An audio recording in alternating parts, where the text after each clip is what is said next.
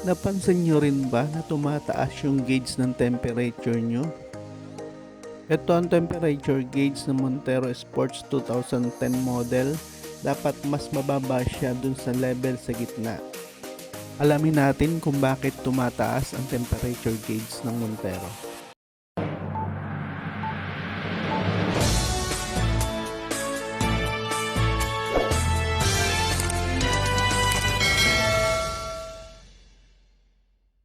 Ngayon nga ay gusto kong ituro sa iyo kung bakit tumataas ang temperature ng Montero Sport na dapat baba sa gitna yung indicator niya, pero tumataas siya o lumalagpas pa doon sa gitna. Una mong tingnan yung auxiliary fan kung umiikot pa, dahil kung hindi na siya umiikot malamang yun ang problema. Kaya tatanggalin natin at titingnan kung yun nga ang sira. Kailangan mong tanggalin yung mga screw para matanggal mo yung cover sa ibabaw. Kung first time mo ito bubuksan, malamang mahigpit pa ang pagkakakapit niyan. Pero wag mong popersahin tanggalin dahil baka masira yung mga nuts. Ito na nga yung pagkatapos mabuksan yung harapan. Ito na yung auxiliary fan ng ating Montero na hindi na umiikot.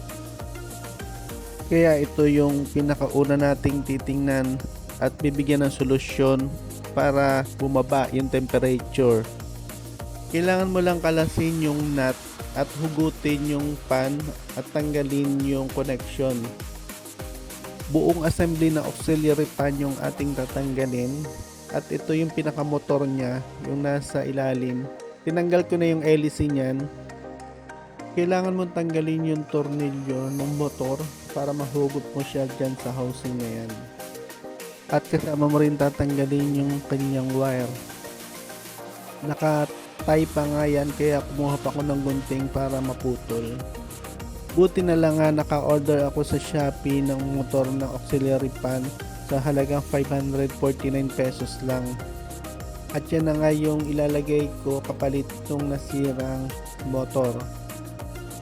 Basta kailangan mo lang tandaan kung paano mo kinalas yung auxiliary fan, ganun din yung pagbabalik.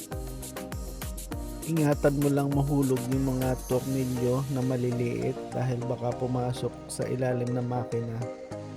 Sa pagbabalik ng LEC, may guide naman siya kung paano siya ilalagay para hindi baliktad yung paglalagay.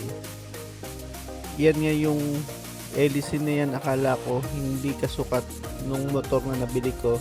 Yun pala, baliktad lang yung pagkakabalik ko dun sa LEC. Yung wire ng motor medyo mahaba yan, kaya itatali mo talaga. Kailangan mo ng pantali. Napakalaki ng matitipid mo rito kung ikaw na yung bibili ng motor at ikaw rin yung mag-i-install, dahil sa labas sa mga bilihan ng parts, kung bibilhin mo yan nasa 4,500 pesos. Kung sa mga surplus shop naman, siguro mga nasa 2,000 yan. Pero kung sa Shopee ka o sa Lazada ka lang bibili, nabili ko lang yun ng 500 plus.